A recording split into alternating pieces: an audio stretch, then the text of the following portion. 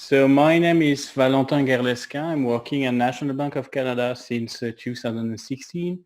I'm a French guy, born in France, and I moved to Canada, let's say 4 years ago. So you have some information about me right here. My principal job is to be head of test automation here at National Bank. And our goal is to make test automation a reality in how we deliver application for our customers and for our users. As many of you today, I'm at home, so you see my home. And my cat will come in some minutes because she's always around when I'm speaking. The idea of today to explain you where we come from and where we are today and basically where we want to go. When I joined National Bank in 2016, so I had quite an experience in testing before, and I just joined an organization. National Bank is a bank that exists since 1859 or something like this. So yes, we are an old bank, as many of organization we can see in finance. And what I've seen in testing when I arrived at National Bank was we had different processes and different templates for documents. And just to give you an idea, if you wanted to do a test strategy, you have to follow up a document, a template that was 42 pages empty. So what I'm saying this to you is the way we were doing testing was obviously extremely manual. And we had a lot of processes, a lot of things to do, which were paperwork. So obviously, when you think about this, you might recognize yourself or some organization you might know. But when you are doing things like this, you're obviously not agile at all. And we had to change this. So why to be agile and what test automation has to deal with agile?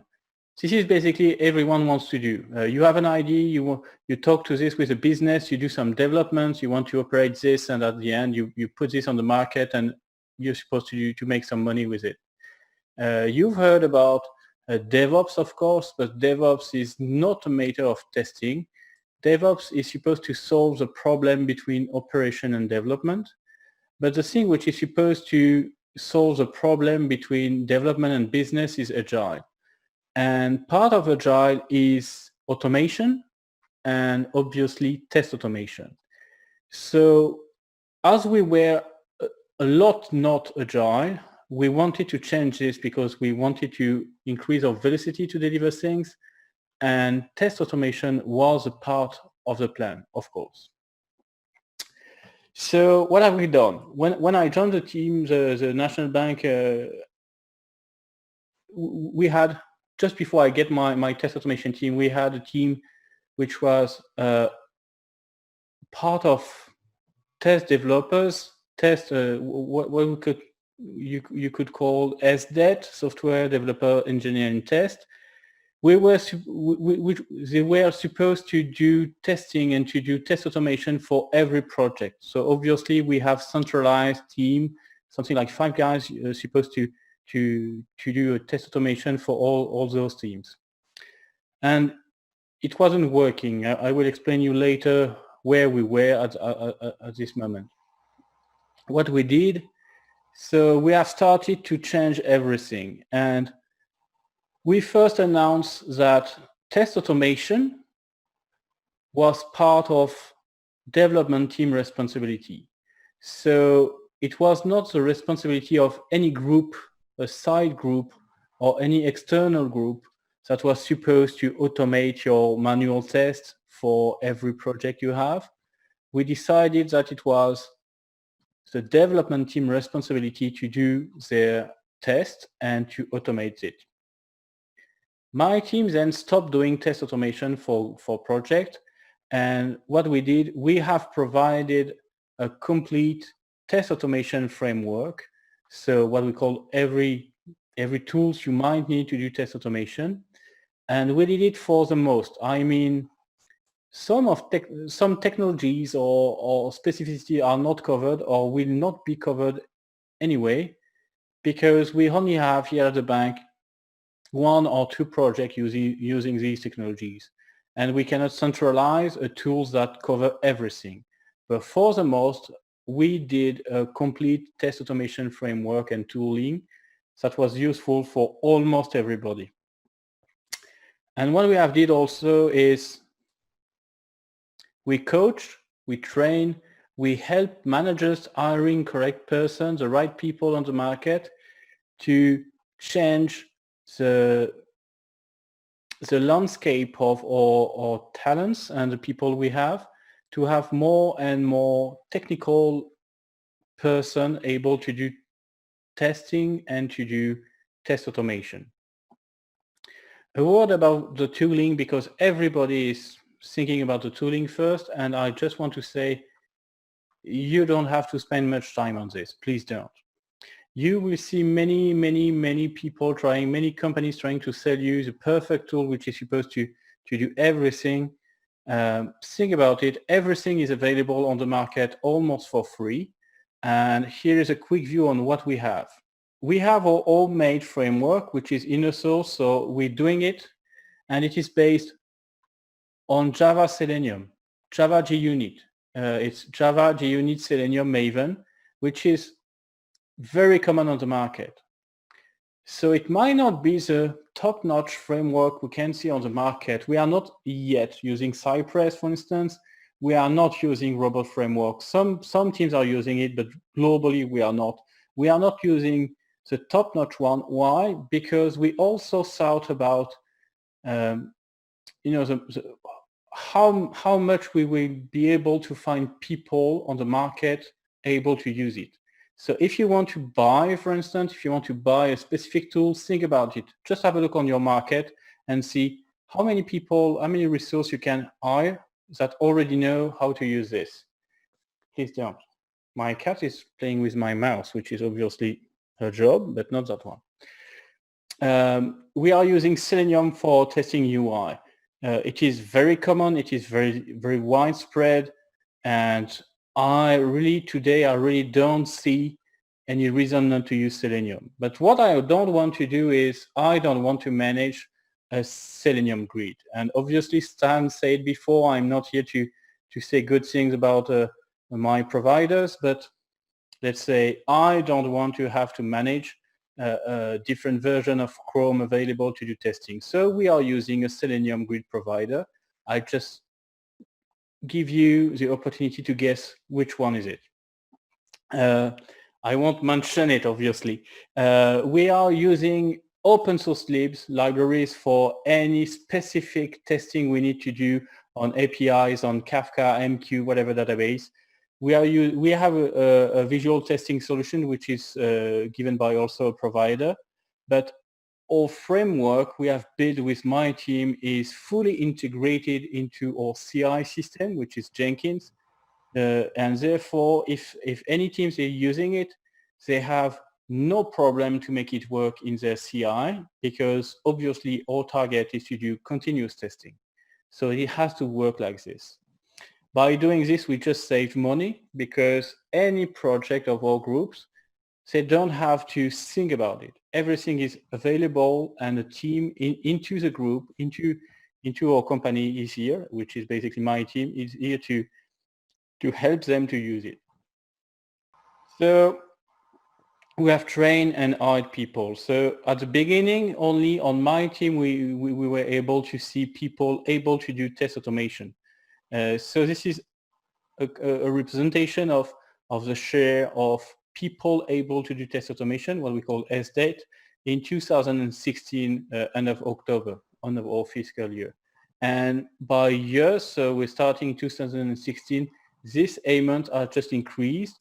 And the last number are for 2019. The next one will be in 2020, so very soon.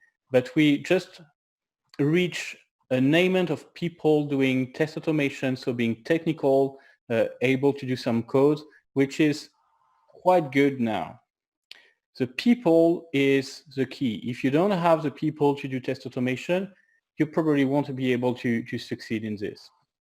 Another good indicator, good metrics about how we progressed is end of 2016, I asked my team how much test execution we were able to do every month. And for many reasons, I won't expose it everything right now, but for many reasons, we were able to run something like 100 tests or less a month. So if you think about it, having something like a team like 4 to 5 people doing test automation and being able to execute only something like 100 tests a month is probably not working well. So because we have changed the paradigm and said development team are now responsible to do test automation, you have to include this in your work. Don't wait to someone else to do it for you. We changed that. So I just took the numbers end of last month, and this is numbers coming from my Selenium grid provider. And today we have 115,000 execution a month, which is, let's say, Jen McNeil, you will hear later, she would say, I'm born in Texas and not good at math, but I know it's a good increase. And that's true. It's something like 1,000% increase or something like this. I'm not good at math either. But this increase is a good sign for us. We moved from almost no test automation, because yes, we had a lot of automated tests, but no one was running it. So we moved from that to a large amount of test automation in our organization. You could think it's a lot. My point of view is we are not done yet.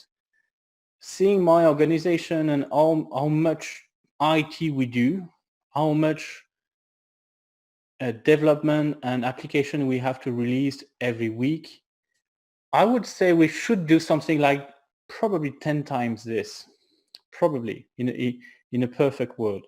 We are not here yet. But you have to think about it is only UI testing I'm seeing here, not tests on API, and we have a lot of automated tests on API. And obviously, I'm not showing here a unit test you can do on your application. But you need to understand that you have to get a high number of test execution, because if you don't, you will have a lot of automated tests but no execution. And the value is when you execute it. We can also see our pass rate across the organization, which is today 65%. We have a target to increase this to something like 80 to 85% across the organization. This is an important thing to do. So this is our result today. Just to give you some advice, and I give you some advice just in the next slides. I want to do a Mythbusters. You might know Mythbusters. Something I want you to understand is if you have to do test automation, you have to understand this is nothing to deal with automating your manual tests at all. Your manual tests are usually built for manual testers, and you try to optimize what you are doing because you are doing manual action and it takes time. So usually when you are doing a manual test, you are testing a lot of things in one test. This is exactly what you don't want to do when you are doing test automation. For many reasons, I can explain it later if you want through the chat or something like this, but when you are doing test automation, you want to do small tests that test only one thing and to multiply this. It's not a big problem because when you will have to run it, let's say it's a robot which is running it, so it's not a problem. Some would say, okay, but if I don't have to automate my manual test, I have today a lot of manual tests existing on my application, what we could call legacy testing, and I want to introduce test automation. So my first guess would be I should automate this because I could consider my manual testing I have is kind of technical debt. And what should I do with technical debt? First of all, let's say I will talk like a bank man. Okay, I'm working in a bank, so let's talk about debt a bit. If you consider your test automation, your lack of test automation to be a technical debt, which is correct, you first have to stop to accumulate some debt. So the first step you should do is to introduce test automation in a way that every new development you have, you should have test automation coverage on this, not to increase your debt. Because if you want to reduce your legacy, but you're still adding some debt, it's useless at all. So first do that. Change the way you are doing things and change the way you are organizing your teams to stop accumulating test automation debt. So automate every or almost every new developments you add to your application. Second is, okay, but what to do with the legacy? If you have a look on your debt, the problem of having a debt is our interest. If you don't have to pay interest on the debt, it's not a problem. So where are the interest of your test automation debt? Basically, it is when you are not able to test something because you have too much things to test and you are doing everything manual. And because of that, you have prod outage or production bugs. And those bugs, the one you can find in production that generate some incidents, they are your debt interest. So if you want to automate your legacy, think about this. Your production bugs are your debt interest. So don't have a look on your actual, what you call regression or non-regression and whatever name you use it, testing you might have on your legacy, but just have a look on your production bug you find. And what I suggest you is to do as following. Each time you find a bug in production, you first start to automate a test that will find it. When you have a test, automated test, which is running in your CI, so continuous integration, continuous testing, that is able to find the actual bug you found in production, then you fix the bug and you should see your test pass. And when it's done, and only when it's done, you push it to production. If you do so, believe me, in a while, you will cover every hotspot on your application, the one which are really subject to have some regression. And you don't have to do whatever study or whatever thinking about what should we do as a regression. The application and the bug you are introducing in production will do it for you. So you might say, yes, but I have to wait for bugs to come to production to decide this. Yes, but whatever. If you have done this manually, you will have those bugs. So just take the opportunity to get this as an intern to decide what test to automate on legacies. Something about tests and myths, something I want you also to understand and to be sure of is, you please do not expect to have your test passing every time. If you have always green tests, you are probably doing it wrong.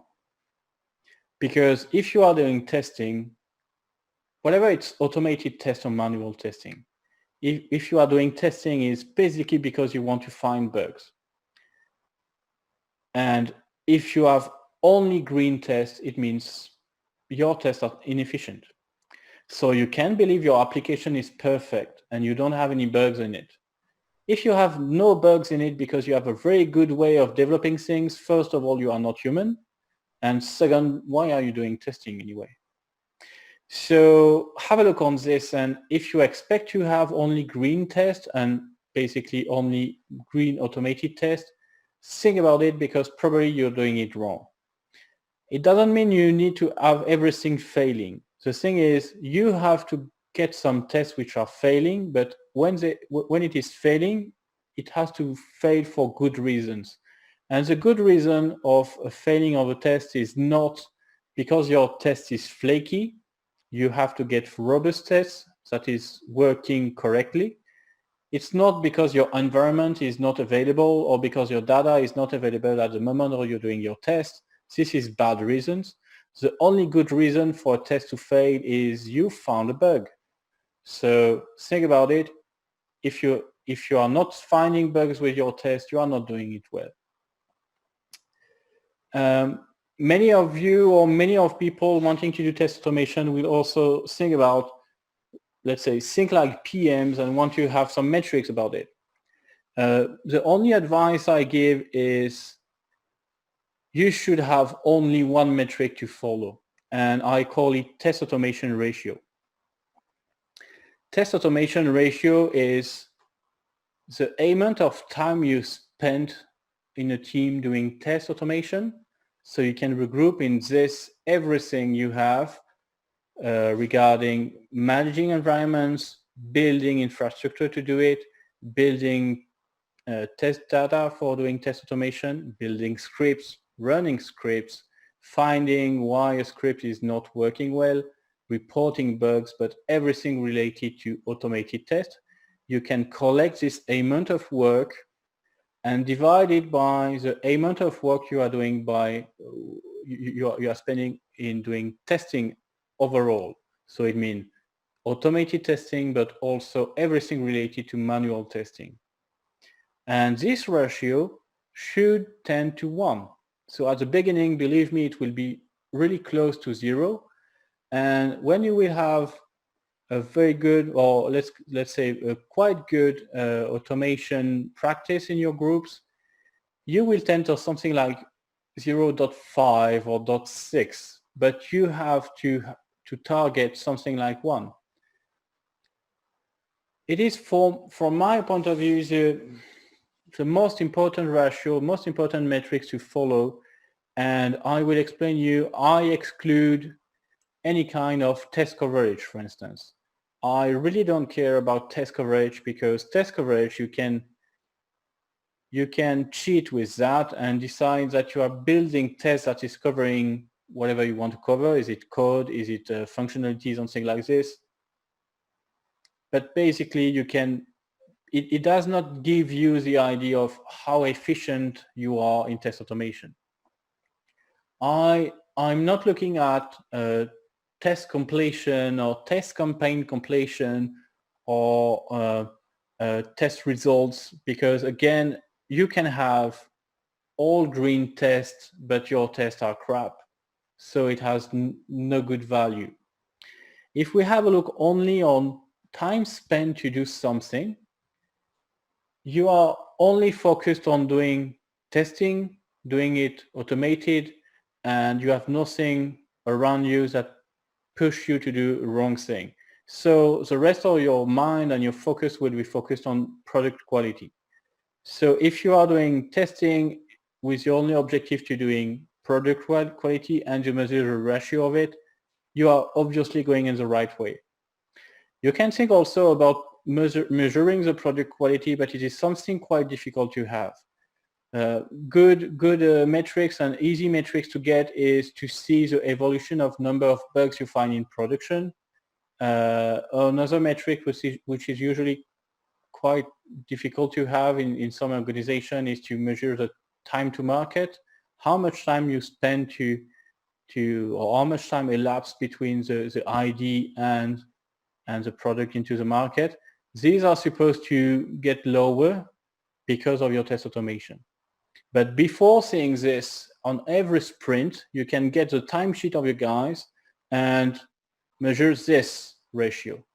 And as soon as it is increasing and going close to 1, you're on the right path. I think I was quite fast. Sorry for that, because I finished what I have to say. Sorry for that. I'm quite fast. But you have a lot of time then to ask me questions, and I will have a look on the chat. If you have questions, please do not hesitate on this.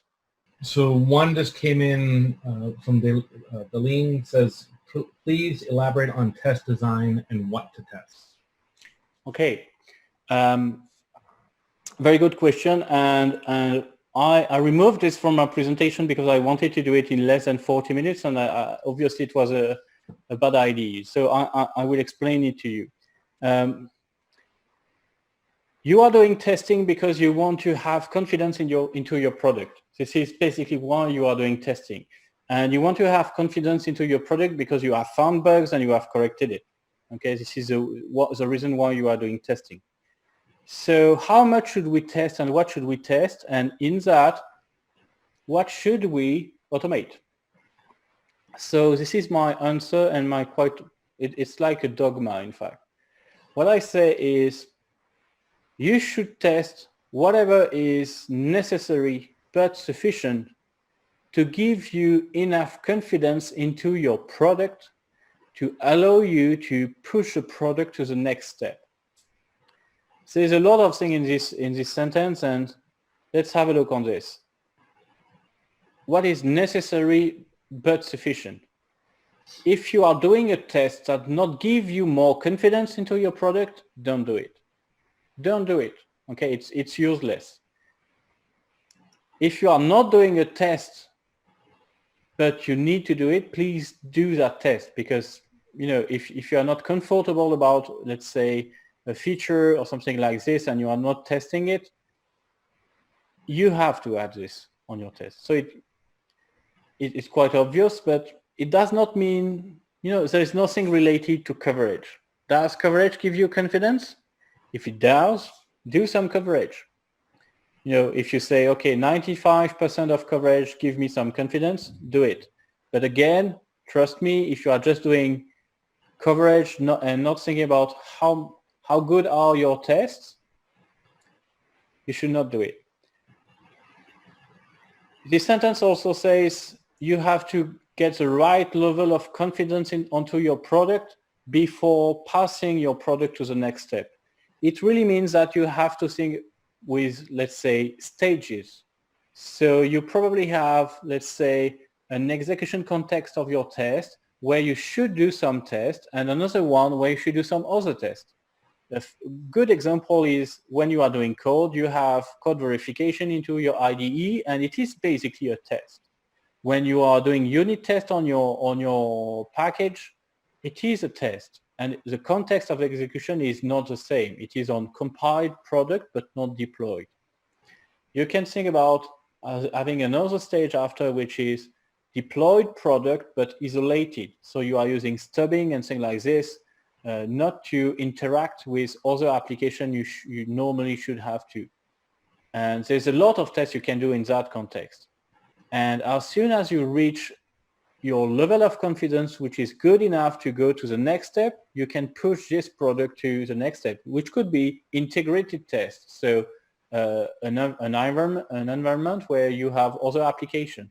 But you don't want to push your application in that environment before you are not confident enough that it will work and not break everything into the test environment. So this idea of next step is very important, and you have to segment your way of thinking according to this context of execution. And obviously the last step should be something like pushing to production.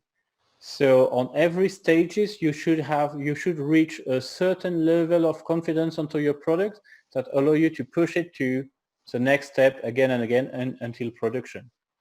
And what I say is those tests, the one you need to get the confidence into your product, the one you need to push your application through different steps, those tests should be automated. So in that, I don't put any kind of manual testing. But what I tell you is this is a dogma, okay? You have to take it as a dogma. So you have to consider that this is what you want to do ultimately. Of course you won't, okay? There's a lot of tests that we need to do manually. For instance, let's have some user experience tests and get the customers of user onto the application and get their feedback. You cannot automate this, of course. But you know why you are not automating this. If it's not automated for a good reason, that's correct. You are out of your dogma, but you know why that's correct. If you are out of your dogma for a bad reason, you are not automating this because you don't have enough time, which is not a good reason.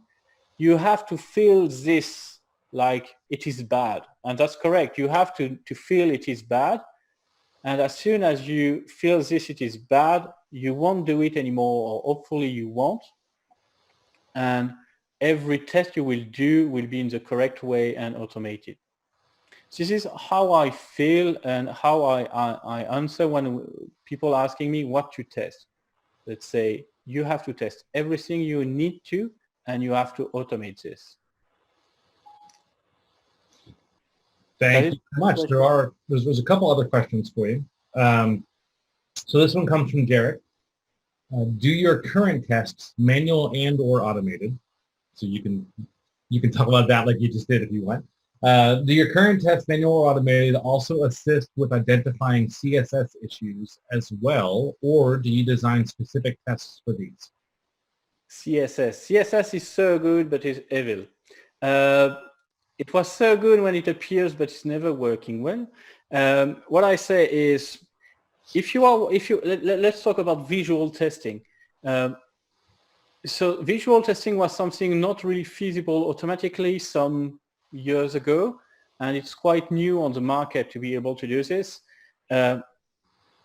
You have to do visual testing automatically, obviously. You have many platforms, including SourceLab, but other platforms that helps you to run the same test on many devices, many browsers, and help you to identify which one is not, let's say, working well, which one is not showing you the correct appearance of your website, of your application. One way of doing this could be to use functional tests you have and to use the same one to do visual testing. It could be a good way to do it on start, but you are going out of one of our principles we have, which is when you are doing a test, you are testing just one thing. So if you are using your functional test, which is normally testing a functionality and adding visual testing in it, you are out of the way you should do it. So my recommendation is more do specific tests to test what we call screens of your application or your website, and keep it on specific side part of it. It's a long answer for a quick question. Sorry for that. All good.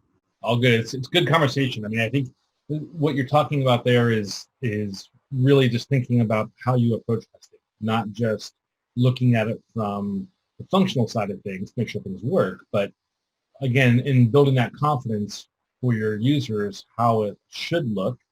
You can get into things like performance testing, you can get into things like visual testing, all sorts of different things like that. And it really does play a big factor into getting into that digital confidence. Another question for you, this one is from Patrick. He says, the whole reason I've been doing test automation, browser testing, is to reduce manual testing burden. In your mind, is there a way to do this without replicating the manual tests? So don't replicate your manual test ever. Don't do that. Really, the way we do manual testing is highly linked to the fact that we are human and we want to save our time, and it's also linked to the fact that we have a brain.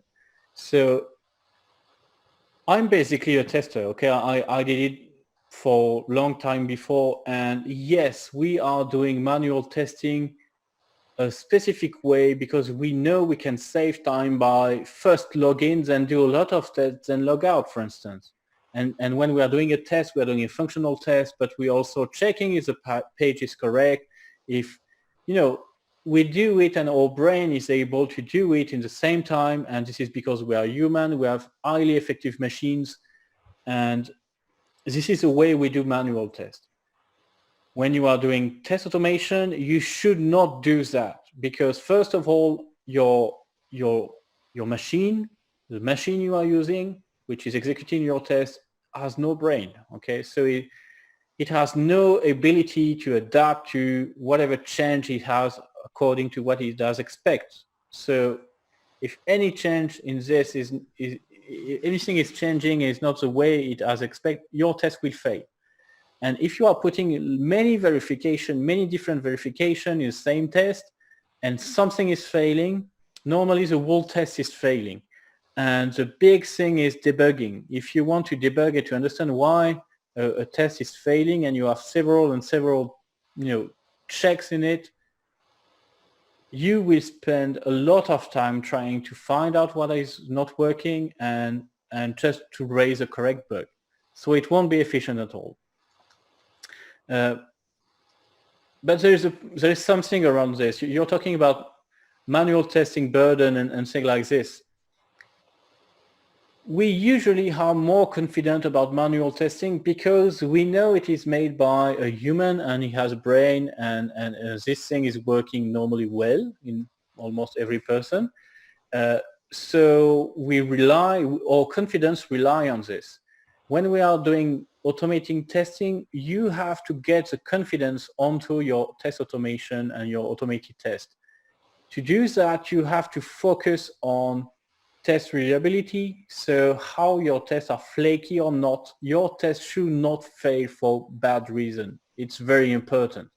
And your test should find bugs. If it doesn't, you are not doing it well, and you won't have any kind of confidence in what you are doing and your test automation.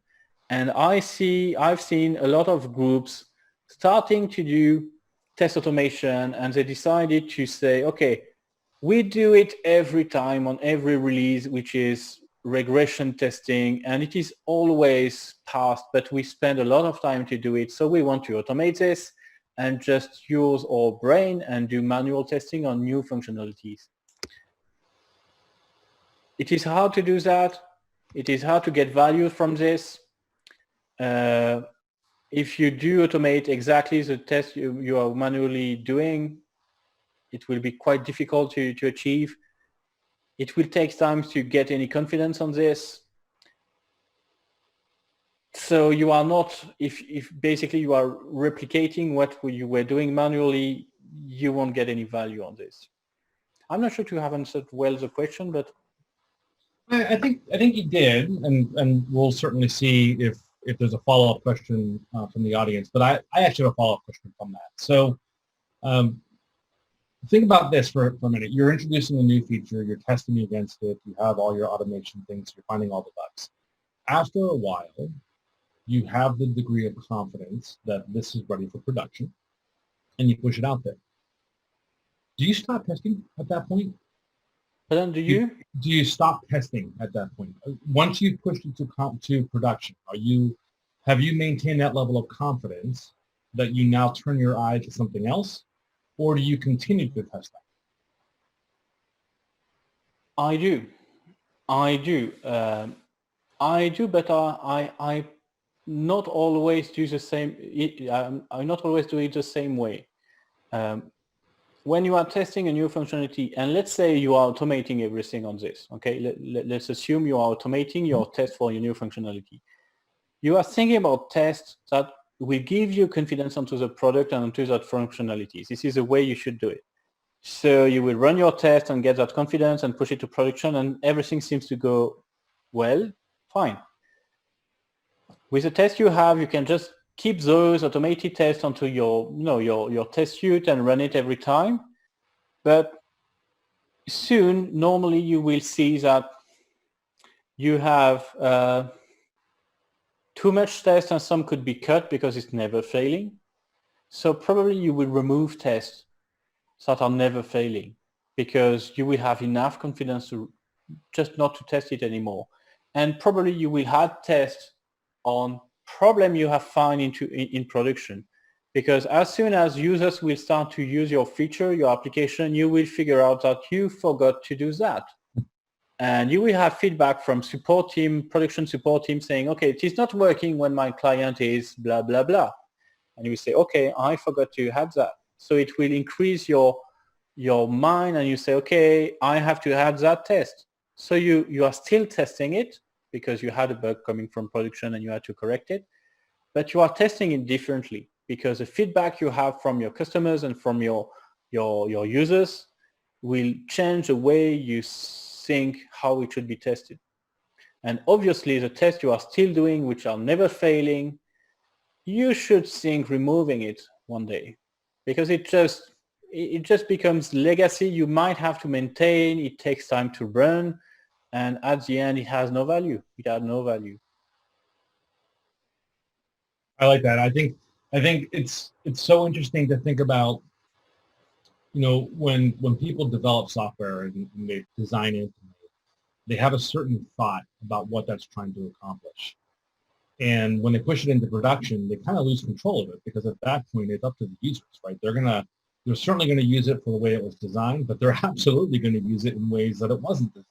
It's just the natural state of the human condition to be curious about things. How often do you work with your production teams to kind of do that check to see, hey, we pushed this out to production. It was gold at that point. We're satisfied with it. We're now focusing somewhere else. Is that a quarterly thing that you're checking? Is it a monthly? Is it a daily? How often do you communicate? Yes, so this is something which has to change in our organization and which is changing more and more, and which basically has to change in many, let's say, legacy organizations. You have to make your production team and your development team more close. Okay, this is the purpose of DevOps, basically. You have to. If you don't, your development team won't have any feedback on the usage and the bugs, on the problems they have onto the application. And sometimes problems you have onto your application are identified like, let's say, infrastructure or whatever kind of problem which is not supposed to be linked to the code. But sometimes the conception of the application could solve that kind of problems. And if you don't have, if the distance between your developers, let's say the development team and your operation team is too big, you won't have that feedback. So that's obviously something you have to think about, okay? You really have to make them closer and closer. I won't say just remove operation team and say it is no time to dev team to operate your application. Believe me, it won't work. You have to do it. It's more than reunification than transfer of responsibility. So this is very, very important.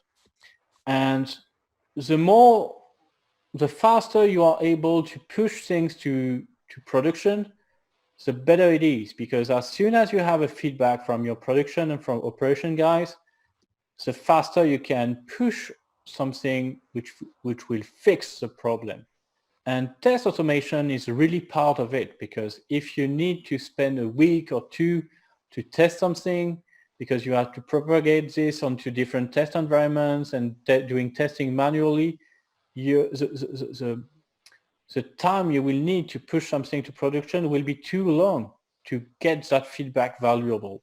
So it's a global thing. Today, we have more and more teams where, which is not true today because of COVID-19, but where guys from operation sit next to the development team. Which it is not everywhere, it is not in every team, but you really have to think about this and have to change the way you are operating your application and the way you are developing it, really. Perfect. Valentin, thank you so much. Unfortunately, we are at the end of your session. But what I would encourage is anybody else that may have questions or want to continue the conversation, we absolutely have the chat available. And we can get some responses back to you.